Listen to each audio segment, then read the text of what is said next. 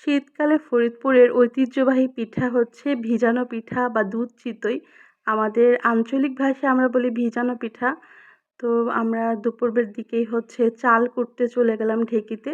আর এখানে হচ্ছে আতপ চালগুলো ভিজিয়ে তারপর ঢেঁকিতে পাড়ানো হয়েছে।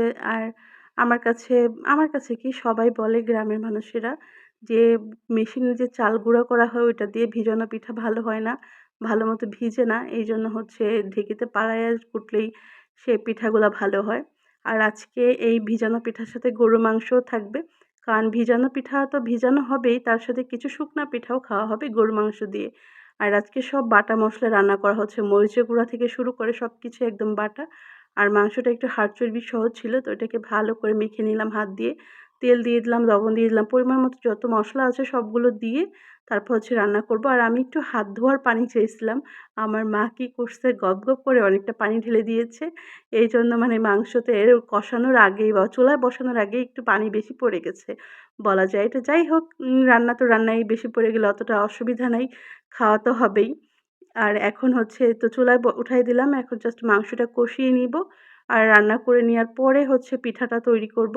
মাংসটা ভালো করে রান্না করে নিব, কারণ পিঠা তো গরম দিয়ে উঠানোর পরে গরুর মাংস দিয়ে খাইতে কিন্তু বেশ মজা লাগে।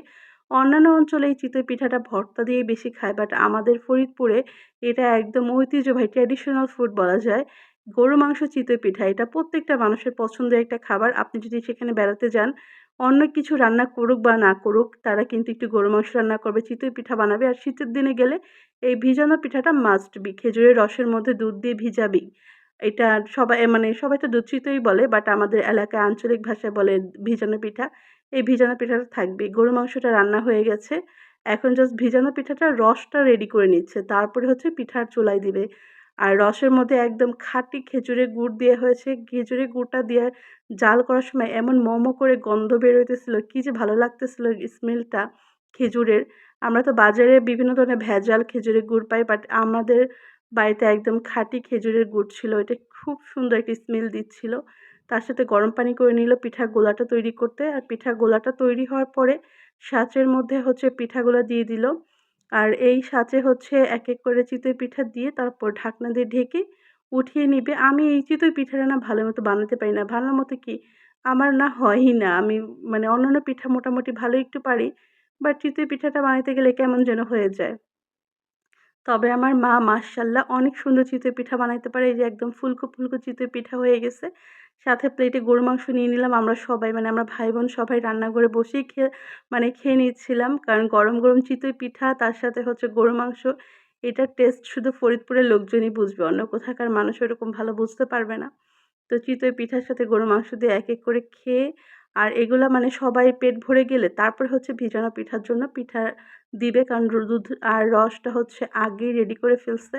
এখন এক করে আমাদের সবাইকে হচ্ছে চিতই পিঠা শুকনাগুলা খেয়ে নিলাম আমরা। এখন হচ্ছে পিঠাগুলা খাঁচ থেকে তুলতেছে আর হচ্ছে গরম দুধের মধ্যে পিঠাগুলা ভিজানো হবে। খেজুরের রস আর দুধ এটা মিক্সড করে জাস্ট পিঠা একটা তুলছে, আর ওইভাবেই হচ্ছে চুলার পাশেই রেখে দিয়েছে পাতিলাটা, একটা করে দিবে। এই তো এই পাতিলাটা একদম ভরে গেছে। এখন হচ্ছে জাস্ট ঢাকা দিয়ে রাখবে, তাতে কিন্তু একদম টইটুম্বর মানে চিতই পিঠাটা একদম রসে টুপটুপা হয়ে নরম হয়ে যাবে। তো এটা একটু বেশি হয়ে গেছিল পিঠা।